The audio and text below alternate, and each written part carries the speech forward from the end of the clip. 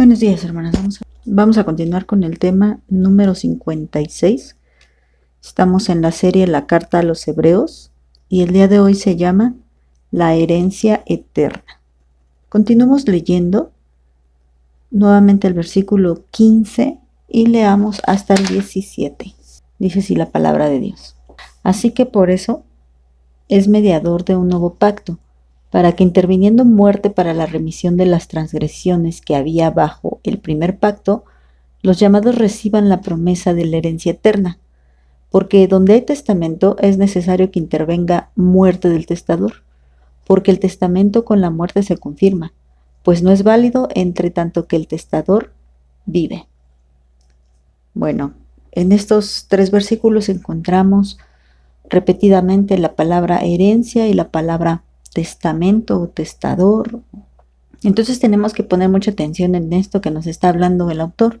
Hay una herencia. En el tema anterior veíamos que la sangre de Cristo es tan valiosa que ahora nos hace pues puros, nos limpia de todas esas inmundicias que traíamos y aún lo compara con la sangre de los animales que se ofrecían en el templo y en el tabernáculo. Pero dice, si esa sangre podía purificar, ahora imagínense cuánto más la sangre de Cristo. Así que la sangre de Cristo es muy valiosa, muy, muy valiosa. No hay nada que se compare a esto. Y bueno, ahora nos dice que con esa sangre, pues nos fue dada una herencia. Dice que los llamados tenemos una herencia prometida, que el Señor Jesús nos ha prometido que vamos a recibir.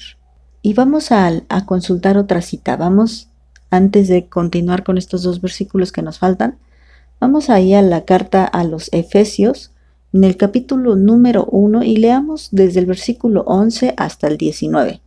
Dice así la palabra de Dios. En él, asimismo tuvimos herencia, habiendo sido predestinados conforme al propósito del que hace todas las cosas según el designio de su voluntad, a fin de que seamos para la alabanza de su gloria, nosotros, los que primeramente esperábamos en Cristo. En él también ustedes, habiendo oído la palabra de verdad, el evangelio de su salvación, y habiendo creído en él, fueron sellados con el Espíritu Santo de la promesa, que es las arras de nuestra herencia hasta la redención de la posesión adquirida para alabanza de su gloria. Por esta causa también yo, habiendo oído de su fe en el Señor Jesús y de su amor para con todos los santos, no ceso de dar gracias por ustedes, haciendo memoria de ustedes en mis oraciones, para que el Dios de nuestro Señor Jesucristo, el Padre de gloria, les dé espíritu de sabiduría y de revelación en el conocimiento de Él, alumbrando los ojos de su entendimiento, para que sepan cuál es la esperanza a que Él les ha llamado y cuáles las riquezas de la gloria de su herencia en los santos y cuál la supereminente grandeza de su poder para con nosotros los que creemos según la operación del poder de su fuerza. Si ustedes notaron, también en estos versículos se repite constantemente la palabra herencia. Entonces, el saber y el conocer que tenemos una herencia se convierte en un punto súper importante. Fíjense, tanto así que el mismo Pablo le dice a la iglesia de los Efesios que él iba a orar para que su entendimiento sea alumbrado, para que conozcan a lo que fueron llamados y que conozcan cuán rica es esa herencia. Pero aquí obra el Señor de una manera integral en cuanto a nuestra herencia. Primero nos habla de Dios Padre y nos dice que Dios Padre nos predestinó conforme a su propósito para que recibamos esa herencia. Y luego después nos habla del Espíritu Santo y nos dice que el Espíritu Santo es la garantía de nuestra herencia. Y luego nos dice que ora al Padre por medio de nuestro Señor Jesucristo para que los de Éfeso supieran cuál es esa herencia. Entonces, hay que preguntarnos, hermanas, ¿nosotras sabemos cuál es esa herencia? ¿Cuál es esa riqueza? Recordemos el contexto. No olvidemos que la carta fue escrita, regreso a la carta de los Hebreos, fue escrita precisamente a gente hebrea que conocía una promesa, que conocía que Dios había hecho un pacto, porque estábamos hablando de pacto. Recuerda que el versículo 15 dice que Jesús es mediador de un nuevo pacto. Entonces la palabra pacto tiene que ver con promesa. ¿Y cuándo fue que el Señor hizo un pacto? Pues no olvidemos que la carta nos ha estado repitiendo que el pacto fue hecho con Abraham. Y el Señor prometió bendecir a Abraham y a sus generaciones. Y también le prometió darle una tierra prometida. Bueno, una tierra, un espacio que ciertamente sí se refería a algo terrenal, pero que aún Abraham entendió que la promesa era mucho más grande que esta. Luego después le dijo a Abraham que en sus simientes serían benditas todas las naciones de la tierra. Y esa es realmente la verdadera promesa a la que Abraham se aferró, en esa simiente. Y vamos a ver más adelante cómo también el autor nos va a explicar cómo Abraham no puso la esperanza en las cosas terrenales, sino que él sabía que su promesa tenía un significado mucho más profundo que lo que podíamos nosotros humanamente interpretar. Acuérdate que Abraham fue el padre de la fe, así que su fe en Dios realmente no era superficial. Realmente la fe de Abraham no se basaba en un terreno, ni siquiera en una descendencia. Se trataba en que de su linaje viniera el Señor Jesucristo. Acuérdate que el Señor Jesús dijo, Abraham vio mi día. Es decir, que Abraham entendió quién era Jesucristo. Ya mencionamos esto también, cuando Abraham reconoce a Jesucristo en Melquisedec. Y bueno, entonces es importante que entendamos esta herencia. Pero lamentablemente hoy, con la contaminación de la doctrina de la prosperidad, lamentablemente nos encontramos con gente que espera una herencia física. Por eso, recordando lo que dijo Pablo a la iglesia de los Efesios, cuando les dice, yo estoy orando, yo ruego todos los días por ustedes, para que el Dios de nuestro Señor Jesucristo, el Padre de gloria, les dé espíritu de sabiduría y de revelación en el conocimiento de Él, alumbrando los ojos de su entendimiento para que sepan cuál es la esperanza a la que Él nos ha llamado y cuáles las riquezas de la gloria de su herencia en los santos.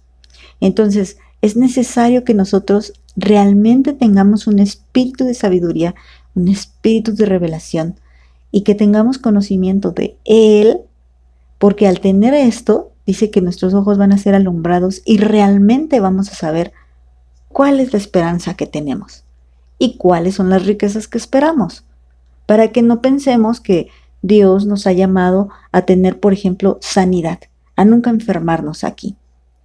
No, Dios no nos llamó a eso, hermanas. Sí, Dios en su misericordia ha hecho muchas veces milagros en nuestros cuerpos, sin lugar a dudas, pero ese no es el fin. Luego también pensamos que nuestro Señor Jesucristo vino para suplir todas nuestras necesidades. Y aunque en su misericordia también suple nuestras necesidades, ese no es el propósito por el cual nuestro Señor Jesucristo murió en la cruz. Él murió en la cruz para quitarnos de nuestros pecados y para que entonces podamos acceder a la herencia. Entonces viene otro punto bien importante. El versículo 16 nos dice que para que podamos recibir una herencia es necesario que el testador, en este caso es nuestro Señor Jesús, o sea, el que nos está escribiendo el testamento, digamos, ¿no? Se los voy a poner así de fácil. Yo tengo 1,000,000 de pesos. Esto es figurado, obviamente. Y voy a hacer mi testamento. Entonces yo soy la testadora. Y quiero designar a quién le voy a dar ese 1,000,000 de pesos. Bueno, recuerden también que nosotros fuimos llamados coherederos con Cristo. Y esto quiere decir que Cristo es el que administra la herencia y nosotros recibimos la herencia que el Señor administró. No somos igualmente herederos, sino coherederos con Cristo. Entonces, cuando Él hace ese testamento, así lo vamos a decir como de manera figurada, Él hace ese testamento, pues es necesario que Él muera, porque si no, ese testamento no puede ser efectivo, no es válido. Y con la muerte de nuestro Señor Jesucristo se confirmó que todo lo que Él había escrito, digámoslo de esta manera, lo que Él dijo, bueno, quiero que mis santos, quiero que los que tengan fe en mí, quiero que los que han sido llamados y predestinados, como lo dijo el apóstol Pablo, quiero que reciban esto, todas estas riquezas en gloria, pero para que sea posible, tiene que morir. Y así lo hizo, murió. Él dijo muchas cosas a sus discípulos, pero también entre las cosas que dijo, es necesario que yo padezca y sea crucificado y muerto. Entonces, dentro de ese padecimiento y la necesidad de que Él muriera, es para que nosotros realmente pudiéramos recibir la herencia. Es para que nosotros realmente pudiéramos entender y ser alumbrados nuestro entendimiento para saber cuál es la riqueza de su gloria. Ahora nosotros debemos de saber que realmente hemos sido llamadas para una riqueza celestial, que no les puedo explicar ahorita. ¿Por qué? Porque mis ojos físicos no lo han visto. Pero lo que sí sé es que Dios nos ha prometido muchas cosas que ya hemos estudiado y que las creemos totalmente y absolutamente, y que el Señor ha prometido que nuestra herencia realmente es incomparable, que nuestra herencia no tiene nada que ver con lo físico. Así que aquellos avariciosos, ambiciosos y codiciosos no van a recibir ninguna herencia, porque su deseo y su corazón están en las cosas materiales. Si tú crees que Dios solamente vino a morir para que tú fueras feliz, bueno, pues estás realmente equivocada. Nosotros debemos de creer que nuestro Señor Jesucristo vino a morir para que nosotros ya no estuviéramos destituidos de la gloria de Dios. Y ahora nosotros gozáramos de esa gloria de Dios, que son las riquezas celestiales. Bueno, vamos a dejarlo hasta aquí, hermanas. Que el Señor las bendiga.